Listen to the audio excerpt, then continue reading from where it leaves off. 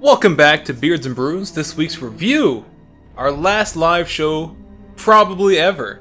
At least for the foreseeable future. We'll see. You know what? That's okay. We had some good laughs, and we had some bad movies. Speaking of, this is League of Extraordinary Gentlemen from 2003, starring a Russian submarine pilot, Sean Connery.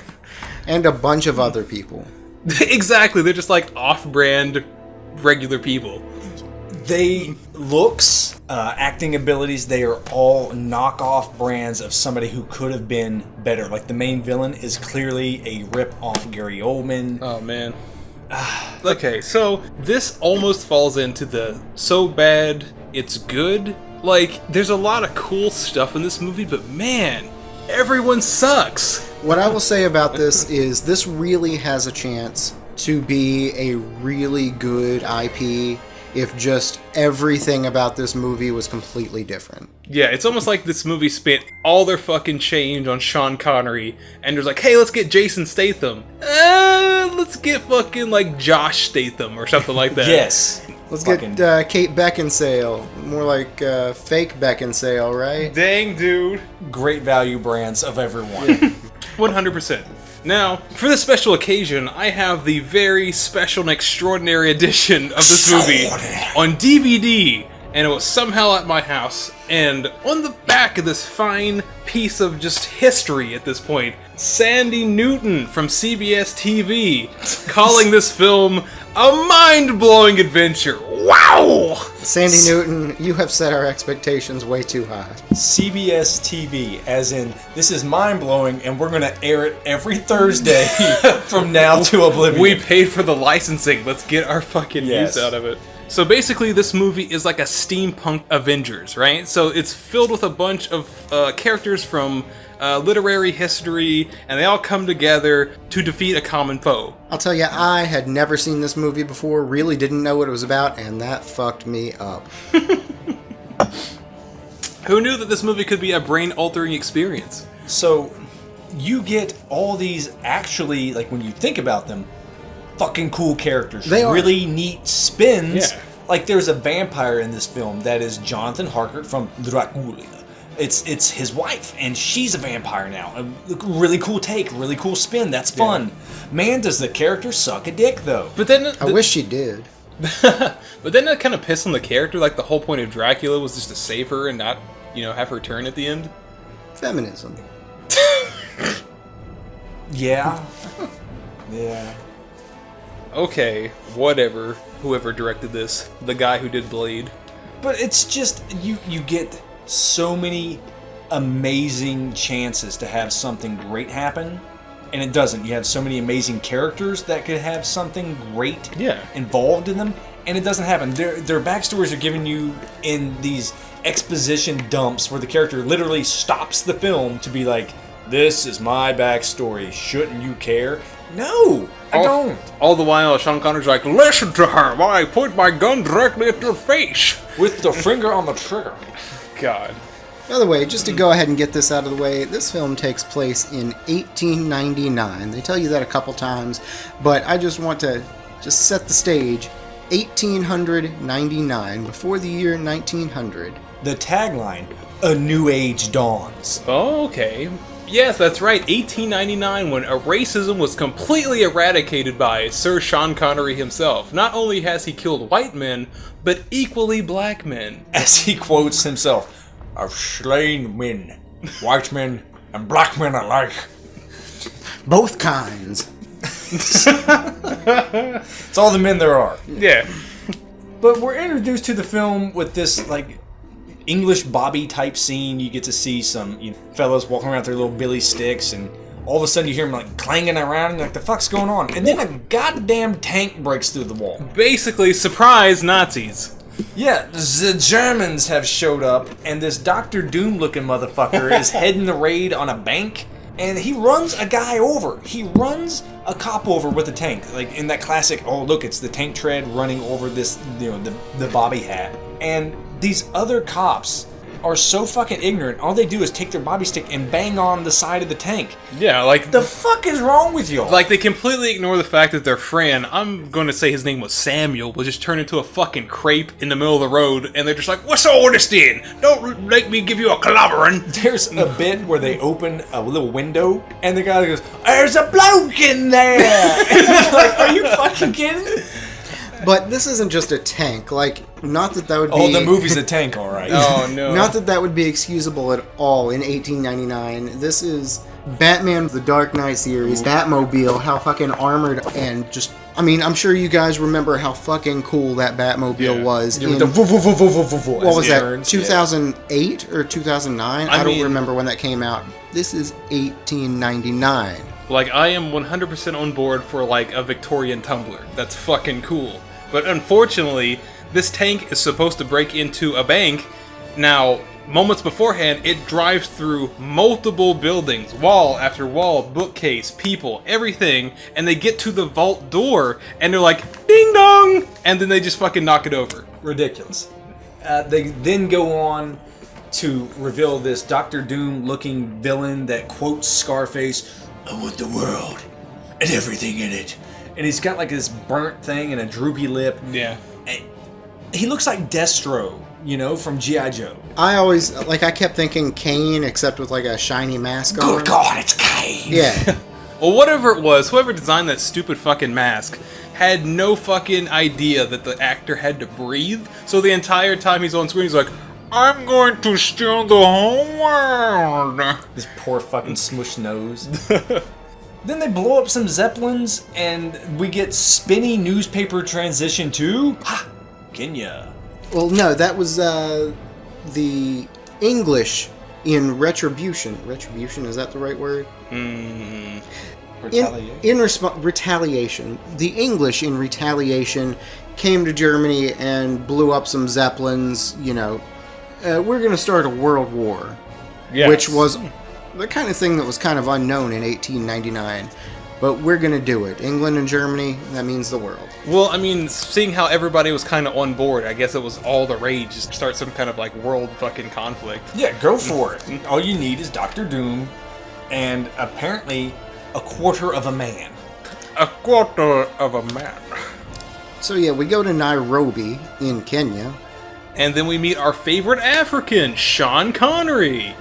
This fucking character. So I was actually real confused for a second because the first Alan Quarterman that we get introduced to is not real. So he just looks like a Michael Caine cosplaying as Martin Van Buren, and he's who says he is Alan Quarterman at the beginning, and I just believed him.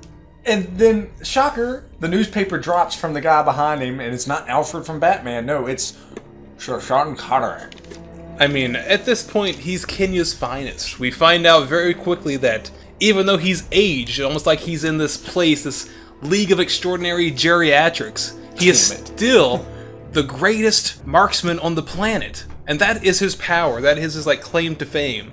Even though he's nearsighted, he can still fucking shoot something from 500 feet away. They show you, like, he has to wear glasses to read, but he can see a fucking tiny red ball at 500 yards and shoot it. They're like, pull, and he's like, I can smell it. Oh, skeet, skeet, skeet, skeet. So the next thing we know is we've got some steampunk Nazis. I guess they're proto-Nazis coming in there with fucking machine guns. Literal machine guns Yeah. that Sean Connery's character, this Quartermain, he has to go, they have automatic rifles. Who has automatic rifles? Those fucking guys do. Yeah, Definitely. like in the middle of this firefight, he's like, I'm Confucian. And something else, I didn't mention this while we were watching the film. Why didn't anyone pick up one of these fucking rifles? Because it was fancy new tech. It's the fuck voodoo. Okay, it's voodoo, but they immediately know how to drive cars and fucking pilot submarines. What the fuck? 1899. 1899. 83% on Rotten Tomatoes. What movie was that? Face Off. Face Off. Face Yeah, all right. Off. But they have a gigantic shootout with these armored Nazi characters that aren't Nazis, I guess. And bullets cannot penetrate the armor, but if Sean Connery picks up a liquor bottle and smashes it on their chest, where bullets were hitting, they fall down. It's all about the marksmanship. And punching him in the face is super effective, actually. No matter how fucking old he is and how many pillow punches he throws at these fine gentlemen, it gets the job done. Henry Jones Jr. just has that iron fist. Wouldn't that be Henry Jones Sr.? Henry Jones Sr., you're right. They do so many quick cuts in this fucking fist fight. It's like watching Liam Neeson climb a fence. He's just way too old. And he's still too old to be doing these action scenes, and they're trying their fucking best to cover it up. He's still too old? Would you expect him to get less old over time? He ends up impaling a man on a piece of wood.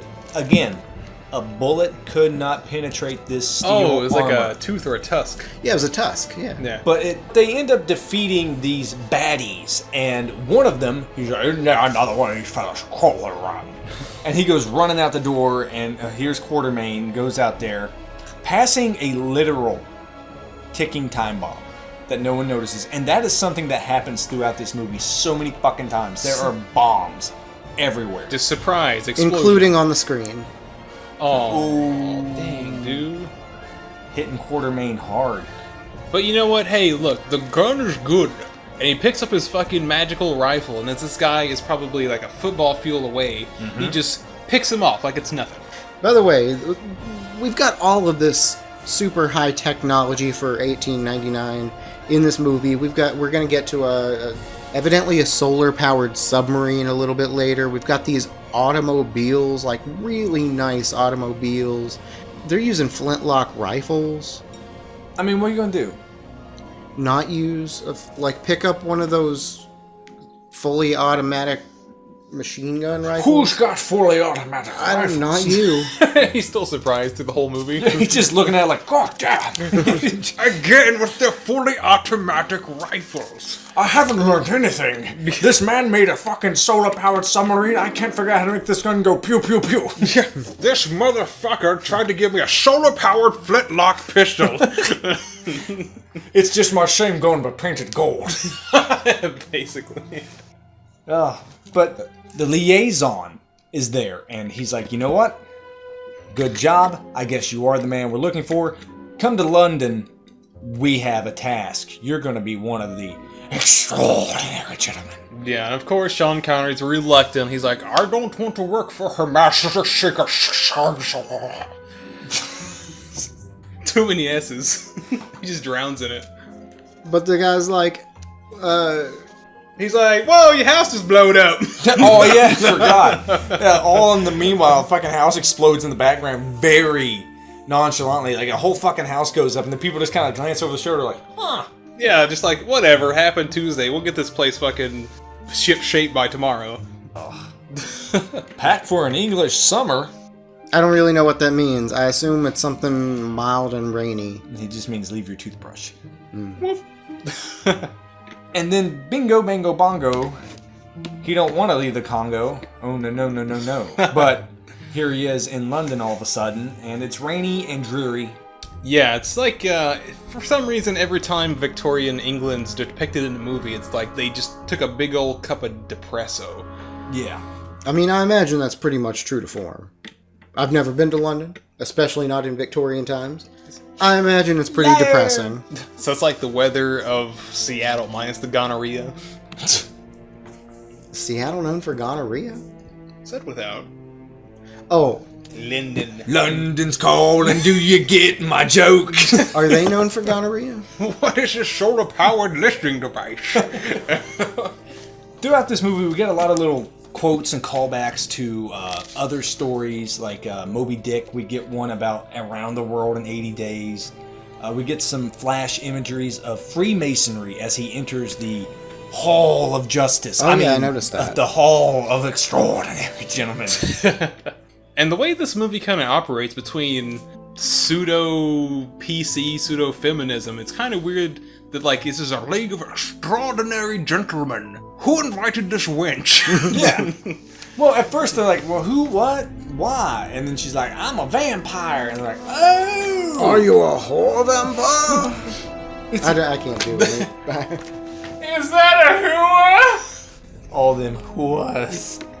But now we get like these slow, janky introductions to these characters that we never fully get attached to. No, none of them. Ever. Like, besides Sean Connery being Sean Connery, you're not on the same page for any of these other characters. No. And they're really cool. They're super recognizable, even the one you can't see. Nah. And Jason honestly, Statham's ego. honestly, kind of for the first, I'll say third of the movie, maybe half of the movie, you're kind of wondering, are these guys like, is there a bad guy in there somewhere? Yes, I don't thank know. you. Like, You want to think that, but then, like, everybody is just fucking suspicious. Everybody just, like, reeks like they're up to something. They're always peering around corners when they're trying to talk to somebody else. yeah, at one point we've got the one guy, we've got Sean Connery spying on the Indian-looking fellow, and then somebody else spying on Sean Connery while he's spying on the Indian fellow. Yeah, it's like a ladder or a daisy chain of snooping. There's probably, like, a deleted scene where that Captain Nemo was also spying on somebody else. I'm watching you, watching him, watching you looking back at me. Yeah. It's like that fucking scene from Ferris Bueller's Day Off, while they're at the museum. Oh, when they're looking at the paintings. Yeah. So we get Captain Nemo, and his contribution to the League of Extraordinary Gentlemen is that his science rating is a 100. It's gotta be up there. I mean, like, he has fucking everything. He's the Batman. By Yeah. the way, that is the Indian fellow I was just talking about, who really just reminds me of the guy from the Darjeeling Limited. You know, the guy that's just kind of always on the train. That guy. The only thing cool about him is his outfit. Unfortunately, his acting is fucking piss poor. Holy shit. Every line is delivered in the most direct, monotone fashion. I could not stop laughing because all of his lines are just like 3 words and I just lose it. There's a bit later whenever we'll get to introducing Jekyll and Hyde, but Hyde is there and he's like, I don't want that beast on my boat. You had better keep him under control. He's like, I've got it under control. Okay then. And then 10 minutes later, I would not like you to be a beast on my boat even though you were a beast on my boat 10 minutes ago. Don't you do it. Don't you turn into a beast on my boat. Don't do it. Oh, you did it. Then we have the Invisible Man. Bet you can't guess his power. He's an excellent chef. Oh, this guy. It's culinary excellence. He has the power to got the- melt. Oh, no, you know, man. He's got the power of love. And basically, he's kind of there for comic relief, question mark? Yeah. You know, he's kind of like, I don't want to call him witty or anything, but he tries his best to like throw quips at people, but he's not on screen, so it's just kind of weird. He's just like the essence that breezes through the fucking movie. Yeah, he is the invisible quip. I kind of wish he was on screen less, because we do get scenes where he paints his face with this white like makeup kind of stuff, and he wears these sunglasses that I don't think were even cool in 1899. But it looks dumb. Yeah, it does. Unfortunately, he even has like the leather coat with the super high Popped collar and everything. It's just like, Yeah, he's got like the Van Helsing hat too. oh yeah. Like that witch hunter hat. Like, I don't want him to not be in the movie. I just want to not see him anymore. Oh, You won't. Because I don't know why, but he disappears here in a little bit. And you don't, I mean, literally and figuratively. He just disappears for like 30 to 40 minutes of the film before just re-emerging.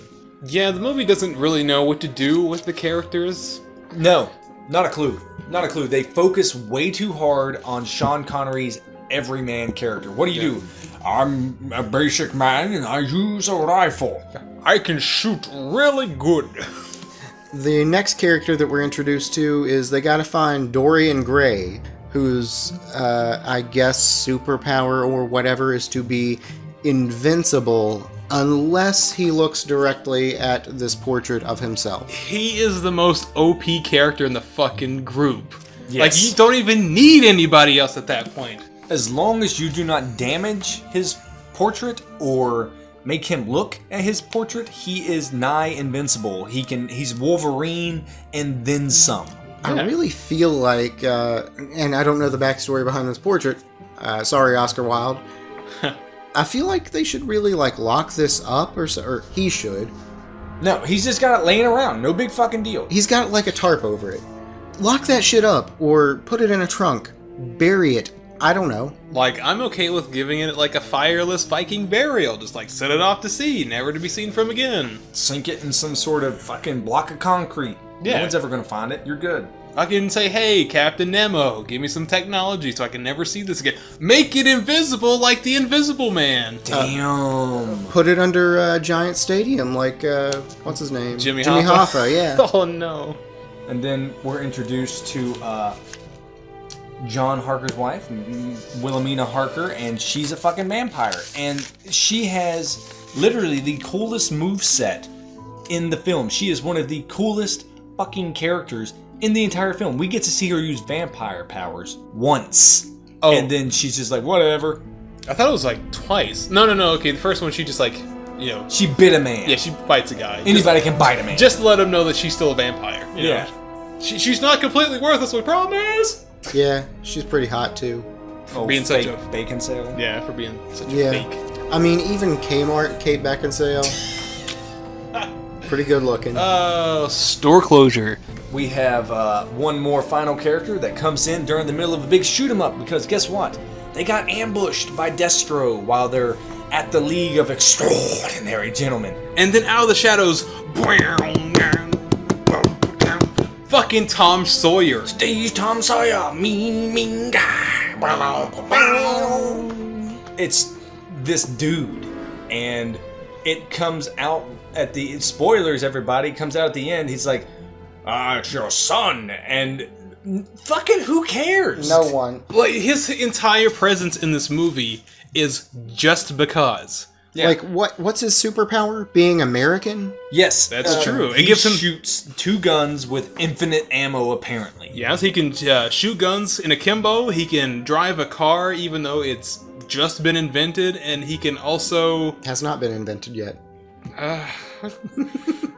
I mean, Captain Nemo invented it, you know, he just immediately knows how to drive. That's his superpower, intuition. Yeah, he has proficiency in land vehicles. There you go. And back to the point of just because, he has absolutely no reason to be there. They ask him why he's there, and he's just like, I'm just a wild child, or something like that. Wild card, bitches! Yeah, so Yeah. when we look at our cast of heroes, we have Dr. Jekyll and Mr. Hyde also, who is like, he can drink a potion and turn it into this big indestructible beast. I forgot about Dr. Jekyll and Mr. Hyde. When I first saw this guy, I thought that little gimpy guy from 300 that turns on his... if he's got a name, I don't know it, but that guy, he looks like a couple of meatballs sewn together. just let me be a Spartan. Yeah. He's walking around like a guy where his prosthetics are clearly too heavy for him to They carry. look fucking atrocious, and it just gets worse throughout the film. So when we look at our cast of characters, we have young Wildcard, we have Invincible guy, we have an Invincible girl, we have another Invincible guy, we have an Invisible guy, and then we got a Russian submarine commander. And the reasoning to get these extraordinary gentlemen together is because there's some kind of like shadow nonsense going around. There's there are all these plots to destroy Venice, and they're trying to get these incredible people together to find out when and where and how and who and all these other questions. We'll find out next time on the League of Extraordinary Gentlemen. Yeah, basically. Yeah, but fuck. They do so many just quick cut jumps to new things. So right after you get to see, you know, the vampire lady eat a man's throat, which is apparently the most incredible thing anyone's ever seen, because that's where we get the tagline. I mean, Extraordinary. Because as soon as it happens, they're all like, wow. extraordinary. Well, who fucking, this is a lady who bit a man, you know? Bill Murray would be getting asked, was he, you know, swallowed or chewed? Chewed. It was chewed. Definitely chewed. But it was just this like a weird moment. Like, there are times in the movie where the movie just stops for exposition, but this time the movie just stops just so this lady can have just like a bloody O in front of all these guys. Oh, dude, it's very bloody O. Is it a blood Blood nut? nut. There it is. I'm gonna miss you, man. Yeah. Bringing it back. You can blame it all on Jamie. Back in the Blood Nut City. Blood Nut City Limits. It's blood nut. Oh, but now. Is that Jitterbug? They It's a go- blood nut. Oh, A blood nut. blood nut right on my face. Oh, yeah. But now it just cuts to them at a dock, and he's like, how are we going to get there? Oh, you got a boat coming? It uses the water all right. And then this fucking Titanic-sized submarine. When it pulls up, it looks like it's about 4 foot wide, but about 50 feet out of the water. And then there's still more under the water. It just keeps going. It's almost comical because you just have Nemo standing there with his arms crossed, very proud of his Nautilus. And it just keeps coming out of the water, and they're just at the London docks. Yeah, waiting. It's just so impossibly and comically large of a ship. It's like if you superimposed Nemo in front of a Star Wars title crawl. You think maybe he's compensating for something? He's a Farquaad. Hey. Call me Ishmael. These guys. And we're going on and on about how extravagant the ship is, and his technology is just amazing, especially for the specified time, 1899, and nobody fucking cares! Not a single soul. It's much like Wild Wild West in that aspect of the flaming bicycle shooting up the thing, the insane gadgets that, fucking Artemis would make. No one seemed to care. They see this submarine, no one reacts. They have fully automatic guns, no one reacts. There's just crazy shit going on left and right, and everyone's like, it's London. Yeah, you have this amazing solar-powered submarine, and then you have Sean Connery's like, have you seen my flintlock pistol? It's quite nice when I shine it up. And then there's a guy in the background like, poppycock! Oh no! Moose! Yep. Get out of here. He's in the house. Moose is in the house. Oh man, was he the Bobby that got run over by the tank in the beginning? No, he was the one like, there's a dude in here. The dude? I can't bop long, I gotta poop. No. He's fucking banging on it, ran off. JT, get us. No. But this is where the movie gets confusing, because suddenly, This is where the movie gets confusing? to a level that, okay, before you don't really know what's going on, but you're like, okay, they gotta gather. I get that. But this is where everything goes out the window, because they just gathered together all these people to save Venice. Okay, that's the cause. Now they gotta get there. It's gonna take a little bit of time. This is perfect exposition time to get to know the characters, but no. Instead of that, they set up all these red herrings of who's the spy, and you're like, wait a minute, there's a spy? Yeah. When was there a spy? Why is there even got to be a spy? But suddenly there's a spy, and we try to get some heartfelt moment of Sean Connery teaching young Tom Sawyer how to shoot a gun. Looking like fucking Obi-Wan Kenobi right now, too. Yeah. And you don't care, and as soon as you start to think that there is a moment where he's like, like time goes by so slowly, I hunger for your touch, and he's like ghosting, teaching him how to hold a rifle, and then he just disappears, and the kid's like, and puts his face on the fucking barrel of the gun, and then it just hard cuts to them back in the sub making plans. Yeah. Daddy wasn't there. Daddy wasn't there. Austin Powers. Wink. The next thing I have in my notes is Divinius's blueprints. I don't know what that means. Da Vinci's. Da Vinci. Okay. Divinius is my drug dealer. I don't even know what relevance Da Vinci's blueprints have to do with anything. Okay, movie logic time. All right. So they know there's going to be an attack on Venice, and they're trying to figure out how someone would construct the perfect way to take down the city all at once. So they go into the archives, or they already had, and they pull out Da Vinci's blueprints of the city from like whenever the Renaissance was, so they can formulate a plan to when they arrive, they can save the city. I mean, Turns out, with all that technology, why didn't they just use the internet? Oh, good point. They don't have Google, they have Ask Ishmael. Oh, yes. Fucking, it blows my mind because apparently Venice is just dominoes. Yeah, I mean, all this prep, they get all these extraordinary people together, all this fantastic stuff, and they're on their way, but as soon as they get there, it's too fucking late. They show up and Venice explodes. Absolutely. Just like the house at the beginning, just nonchalant, kaboom.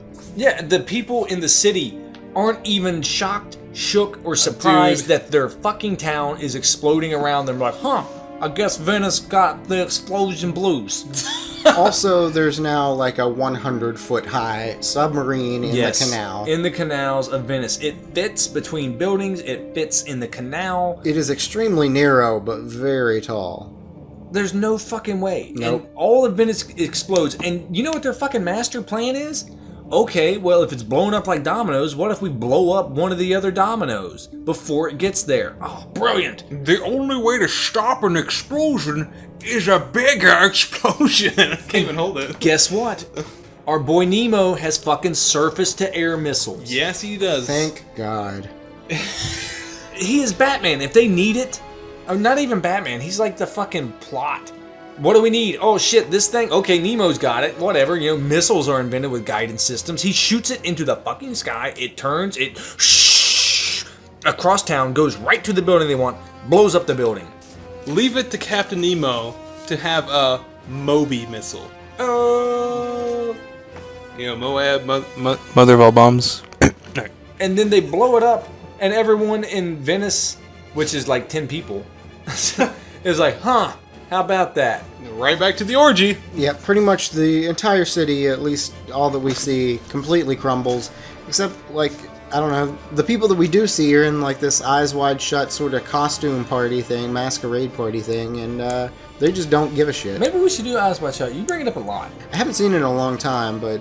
You just into Nicole Kidman's titties or something? I don't even remember Nicole Kidman's titties. That's the movie. I'd watch it.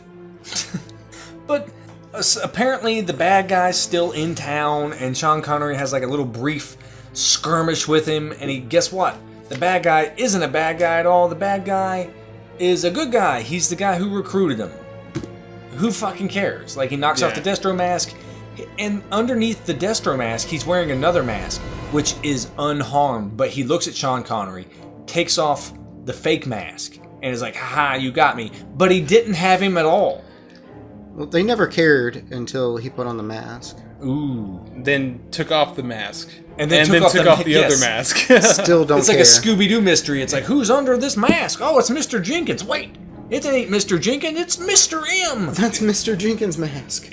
I mean, the movie tries to throw a twist at you, like a real hard curveball, but it's almost like Fred from Scooby-Doo took off the mask, only to reveal that it was Fred the whole time. Yeah.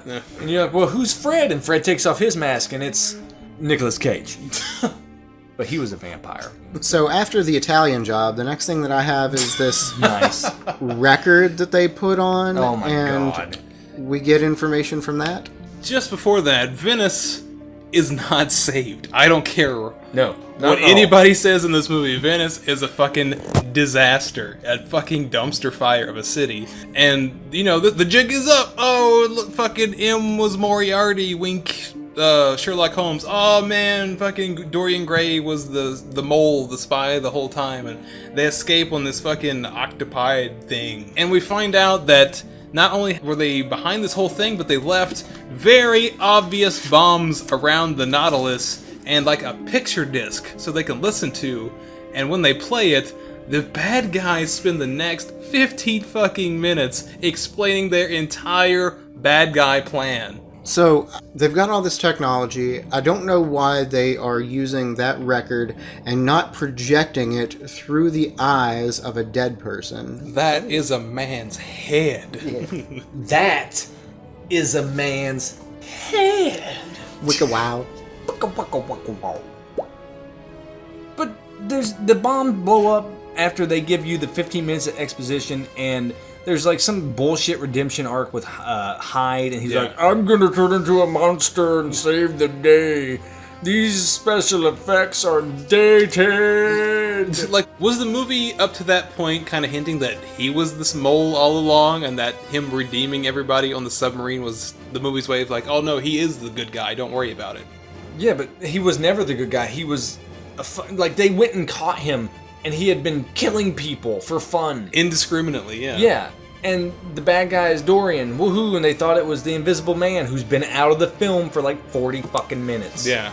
And then, quick cut to them arriving in Antarctica using GPS. It's not Antarctica, they're in Tibet, like they're Tibet. in Asia. I'm sorry, well, he comes up, what part of that is attached to the ocean? Because they come up You remember in the remember in Temple of Doom where it was just like a red line? And Yeah. That's all you need. They're just there. Fuck it. Yeah. So they don't go to Antarctica. They actually take this submarine on a trip through the woods to Tibet. So in the meantime, we're going to take ourselves a trip to the woods. I heard a pop. Not a Hey, clink. dude. Listen to that glug. That is quite the hearty glug. That is a very pretty color. Yeah, look at that. All right, this is Sierra Nevada's Trip in the Woods. It's part of their Barrel Age series. This is their Ginger Bigfoot. This is a barley wine, their traditional Bigfoot barley wine, but it's aged in whiskey barrels with ginger.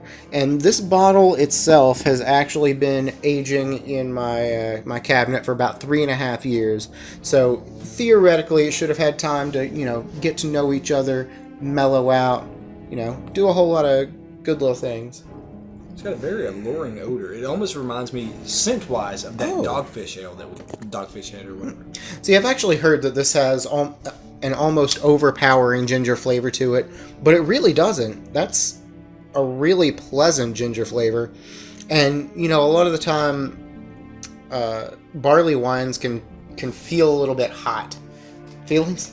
It's not a negative. I have never had anything like this in my life. This is wild. Yeah, I took a couple sips myself, and I'm just fucking trying to place it. I don't know. This is so... I will say this. It is warming. Like, I would expect a fucking St. Bernard bring this to you whenever he found you laying out in the snow. Yeah, man, this is... It's got like a holiday kind of flavor, like something you would drink during nutmeggy? Christmas. Yeah, like that ginger, it's good and warm. Like, the moment that I think I have it, it fucking escapes me. It's almost like pumpkin pie or something like that. Ooh. Yeah. There's a taste to it. Yeah, I feel like there's something in my brain, like, that I can harken back to. I can't quite... I'll kind of lean with Chandler as the holiday thing. It's very Thanksgiving. Like, as I drink Yeah. it's Thanksgiving. It's like drinking Thanksgiving. On the nose, honestly, it might just be the ginger, but I get a little bit of ginger, a little bit of soy sauce. Kind of reminds me of sushi.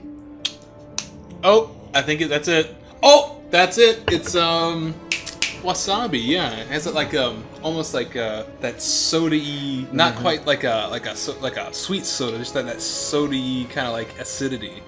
Oh yeah, okay, but not like real wasabi, like the fake stuff. I can't say that it's bad. I'm not repulsed by it. But where I haven't tasted anything like that, as soon as it hits my tongue, I pull away like, the fuck is that? Yeah, like it totally got me gobsmacked. I was like, I don't know how to fucking describe this. That's fun though. That could be something like at a party to like have out, or you could honestly probably pair that with certain foods. Oh, for sure. But yeah, this is 11.4% alcohol by volume, and It's one of the better smelling ones that you've had for sure. The odor complements the first couple of drinks. Like you get the whole. I'm not a chef, but I feel like this number one could be paired with something, and it would be excellent with it. As like a palate cleanser type thing, or as a marinade, like like to pour a little bit into a dish. This would definitely go well with like a roasted turkey. Yeah, use that to like deglaze like a. there it is, Yeah. a glaze. Yes, Now my question is, you've had this bottle for 3 years or so. Was it worth it to crack it open right now? Yeah, I'd say so. I mean, given the circumstances. What do you think, Chan Man? This is something you've been waiting to really just sit down, have at. I'm really glad it doesn't suck. I've read some reviews.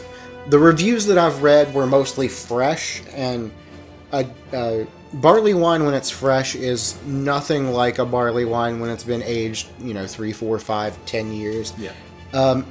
This is a lot more mellowed out. I mean, all of those flavors just kind of get rounded out a little bit better. I like it. I like it quite a bit. Not to mention, it is 11.4% alcohol. Yeah. You are going to get fucking schmammered. Schmammered indeed. After this, you're gonna like really want to go in the woods and fight Bigfoot yourself. Yeah, and be like, where's this ginger bastard at? You got no soul, Bigfoot. No, Swing on that's it. what I was thinking. I have to hand it to it. This is the first time I've ever been perplexed, Yes. and interested at the same time. Yes, as I was taking like the sips, I'd go, "The fuck is that?" And Yeah. then I would take another, and I was like, "Do I like that? Do I hate it? What the fuck is going on? Let me get another sip." Yeah. Yeah, it is really complex. But yeah, definitely A+. I'm into that. That's one of the few things I've had that made me think as I'm drinking it. Like, there's a lot where you have sat down and went through like a whole list of these notes and that notes, and I'm like, it tastes like beer.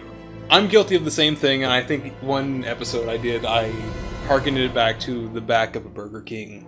Yeah. Or something like that. Like, I have nothing rude to say about this. This is the first time I've taken a drink of something where I felt compelled to just learn more about it as I took more sips. I needed to think. It's like, Yeah. no, give me a minute. There's shit going on in my tongue. I'm actually interested in what's happening with my mouth. Well, I'm glad you both enjoyed it, and it at least sparked some, let's say, interest in your palate there. Yeah, I'm also glad that you cracked this open for us. Thank you very much for like providing us with like cool stuff to drink every time.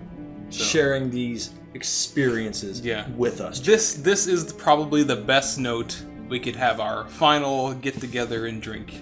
I don't think it'll be the final one, just the final one for a while. Well, for those who don't know, I myself am moving to Los Angeles, so these in-person get-togethers probably aren't going to happen for a while. But we'll still be making all kinds of great content, just constantly churning out. yeah, like the weekly show will still be a weekly show regardless. But this for a last hurrah.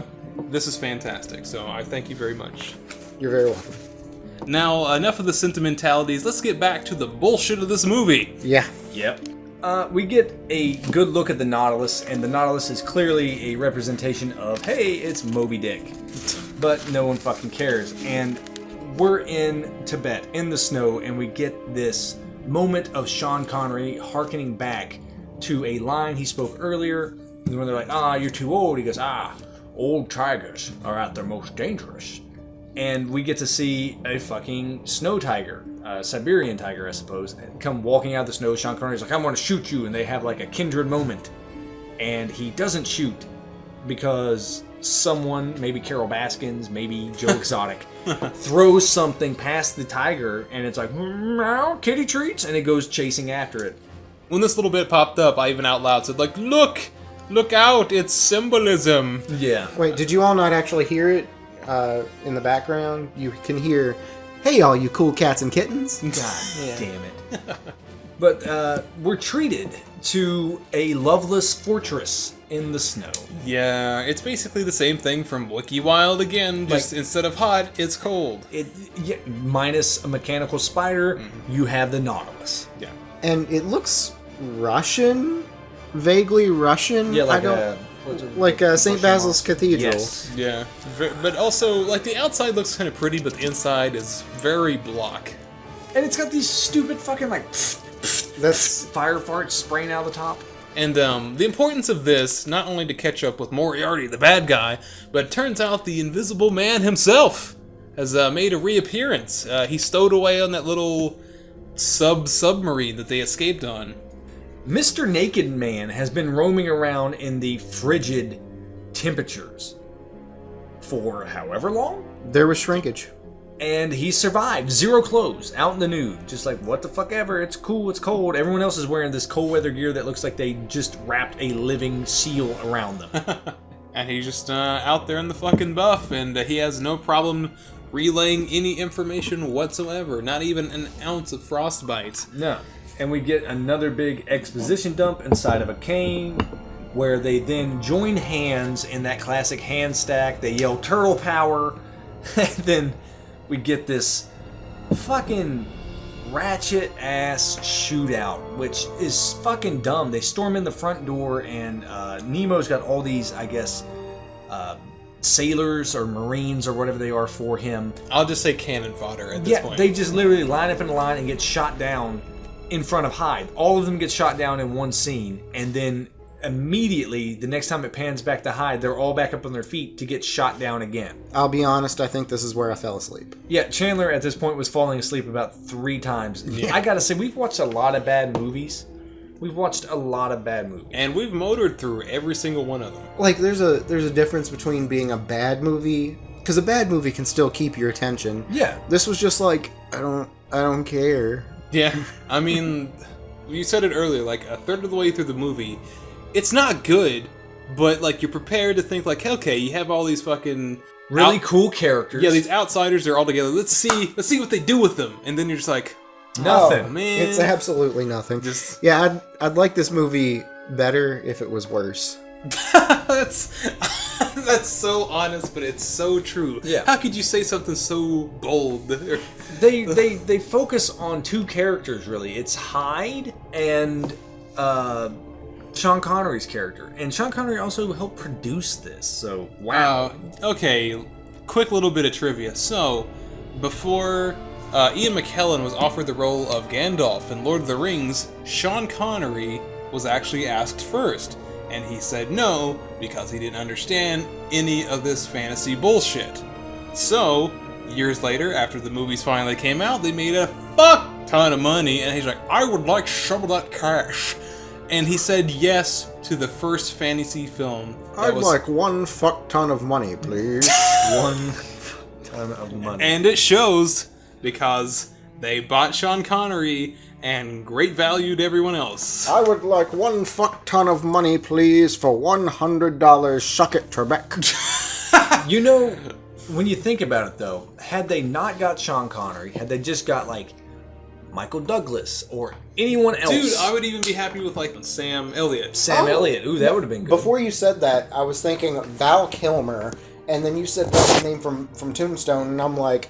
He's gonna say it. He read my motherfucking mind. And then I was like, oh, he didn't. Well, the thing is, like, I had to look up Alan Quartermain, because he was the only character who I had no clue who they were. And he's like an old adventurous fella. Yeah. Like, you know, like when you catch up to him in the stories, he's already just like old as fuck. You know, like all his stuff's behind him. lived his life. Yeah. But we're giving these guys, they don't do anything. They never... You're supposed to care about what's going on with these people. And you get maybe 2 action scenes with the characters. Like, we finally get to see the vampire lady do something else. Guess what? She turns into bats to fly into a hole. Yeah. Invisible Man takes a gun from somebody and points at him and is like, stick him up. All in the meantime, fucking Hyde's in the background pounding his fists into his hand like, Hyde, smash. I'll be honest with you, anytime you say Hyde, I'm just picturing That 70s show Hyde, yeah. And him doing all these ridiculous things. Would have been better. Yep. Scientology. Yeah, I was gonna say, isn't what's his name, Danny Masterson? Isn't he a big Scientologist? And Sure is. Just like our good buddy JT. Get at us. But the big reveal happens to where apparently Moriarty thought they were dead, but nope, they're not. I don't understand that. How did he think they were dead? No one fucking killed them. He knows for also, a fact. like 3 of them can't die. Yeah. Yeah. Not only that, but the last time they saw them were They were fighting. Well, no, they were escaping on that pod, and they were all just standing still on the dock. Well, as their plan was completely foiled. The last time Moriarty saw Sean Connery's character, they were in a graveyard where fucking Sean Connery got the upper hand, so he had to run away. Yeah, Sean Connery even fucking hucked a knife into his back. Yeah. What? I thought you were dead. You stabbed me. Yeah, exactly. What the fuck? Now, Turnabout's fair play. Oh no. It would have been great if he spent the rest of the movie with that knife still in his back. Yeah. just for no fucking reason. It's a part of me now. That's not. No. But we find out that apparently Nemo knows a very specific type of martial art. I guess it's almost like a Vishnu Jitsu or something, because not a fucking bullet touches this man. Everybody! They have automatic rifles? And he just has a sword and he's whipping up on these guys, and you're just like, come on, just stop. We get treated to a lover's quarrel of Dorian Gray and the vampire lady where he... The vampire Larry. He stabs her and is like, I got to know you one last time. And that's supposed to be like a punchline or a joke, and it just... It's supposed to be endearing and funny, but you're just like, fuck, just fuck, you know. Just stop, This version of Dorian Gray is just insufferable for the most part, and he's just so... It's just such a pompous ass. Yeah. With no character. Like, what do? I'm crass. That's it. Yeah, but he's also like this sort of like really flamboyant kind of figure too. I feel like he really needs to be in What We Do in the Shadows. Yeah. Yeah. 100%. He's definitely just like Jermaine's character from the movie. And now there's some other things going on. Some people are bumping into each other in the hallways, and Tom Sawyer's like, "Oh, don't worry about it. It's just Skinner, who was the Invisible Man, by the way." And he goes, "What makes you think I'm Skinner?" And then this Invisible Man pulls a knife out from nowhere. Where in the fuck does he pull this knife out from? He is invisible. Well, maybe if you remember back to Videodrome, sometimes you can have a pocket in your belly. I don't want to say prison pocket, but that's just where we're going. And he commences to fight. And this is where we get led into the fact that apparently Dorian Gray's whole plan was to steal a little bit of everyone's essence to make clones of them. Yeah, so instead of having World War I tip off with the assassination of Franz Ferdinand, basically they wanted to make giant armies of each individual extraordinary gentleman versus the world. Just take it all over. Whoop-de-doo. And So how are you supposed to control a bunch of invisible dudes? They're just going to do whatever the fuck they want. They're fucking invisible. I'm not saying this movie's smart. Yeah. Okay. And in return for being a fucking mole, a spy, a snitch, a bitch, Dorian Gray gets to own the picture that if he would look at, he would turn to dust. Instead of having it shipped all the way across the world where he would never have to deal with it ever again. You know what you could do? Keep it in Tibet somewhere. And then just... Under the ice? Yeah. Yeah, tell your invisible henchman just to put it somewhere. Don't tell me. Exactly. There's an extremely slim chance you'll ever come across it ever An again. extraordinarily slim chance. Unless this poor fucking sap, was just watching TV 100 years later and it pops up on fucking Antique Roadshow or some shit. We got this photo. No! Yeah, just done for. I'll take my chance. Oh, what's that shit where they fucking storage wars? Yep. All right, here. $20. So now we get to see that the Invisible Man's going to fight. He's got a new clone. This guy chugs some of the hide serum and turns into one of the worst CG baddies. Wow. Oh my goodness. It's like a full motion video from like the PS1 days or some garbage like that. I remember this. This is another time that I was falling asleep. Mm-hmm. Yep. It's like the movie sees these extraordinary gentlemen. He's like, you have Mr. Hyde. What's better than that? Mega Mr. Hyde! Yeah. I mean, it's completely what Marvel does now. What do? Oh, we have Captain America. Well, what's his villain? Captain America. It's kind of like they have all these characters, but they don't give enough time for the audience to come to terms with their abilities and what they can do and what they can't do. So when they do something just ridiculous, it's just like, oh, that's normal. That's fine. Whatever. Yeah, Wolverine's got a new movie. Who's he going to fight? Wolverine. Didn't see that one. Logan's worth it. Logan's worth it. Anyways, back to this thing. A thing indeed. In the meantime, Skinner, the Invisible Man, has been planting bombs in plain sight and getting ready to blow the whole place up. And we get the final showdown with our Mr. M. Moriarty and Sean Connery, the League of Extraordinary Gentlemen, man. And this fight is completely just bizarre. I mean, multiple times during this fight, Sean Connery has a gun loaded and pointed towards the bad guy, and they're just like, I would like to talk to you for no fucking reason. Shoot, nope, we're gonna talk. And it even took so long where I'm just like, guys, look how many shots I can get off in the fucking time that they're fucking talking. Dozens. And then, of course, Moriarty stabs him. And he's like, I'm dying. I guess. Write me after this movie. Wait, it's too late. It's at the end. Shit. Yeah. I didn't want to be in it anyway. The plot wraps up on like that father-son note that we got earlier where like Sean Connery's trying to teach Tom Sawyer, I can't believe I fucking said that in a sentence, how to shoot. And as Sean Connery's wheezing away from his stab wound, he's like, Sean, Tom, use the force. Or so something like that. Because Fucking do it already. yeah, it's like, breathe or something, you little shit. And Moriarty, as he's running away, gets pelted in the back of the head. He drops his box full of Goodies. guff. Secrets. Yeah, it's whatever. The bad guy dies in the most unsatisfying way. The secrets die with him. Whoop-de-doo. Use your power of being American. You've had it all along. He's like, shh, N-bomb. I got it. He's like, click clack. I'd like to speak to your manager. Oh no! Fucking drops him.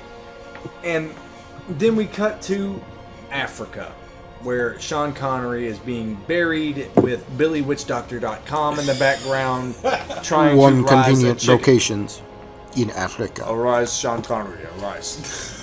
Arise. Can you raise anything besides Sean Connery? You mean Ultra Mega Sean Connery? No, he is legend. Basically. I specialize in mostly chickens. You do birthday parties? Get with me after this. Oh, Lord. And no shit, he does like a ritual and the ground starts to shake and you see that his tombstone is rattling, the gravel on top of his grave is rattling. Yeah. Lightning strikes and it fades to black like, oh no, Sean Connery's coming back from the dead, but no one gives a shit because this movie sure as fuck is not getting a sequel. No. You pathetic fools! I've come for your souls! It's Mortal Kombat there. In summation, this movie, it misses the mark. I know we're bitching about it, I know it's not good at all, but it's frustrating because there are ideas in this movie which are just fucking just thrown into the garbage disposal and just shat on. Along with just like really flat acting and just like Sean Connery unfortunately being way too old to be in an action movie like this. Yeah. It's just past disappointing.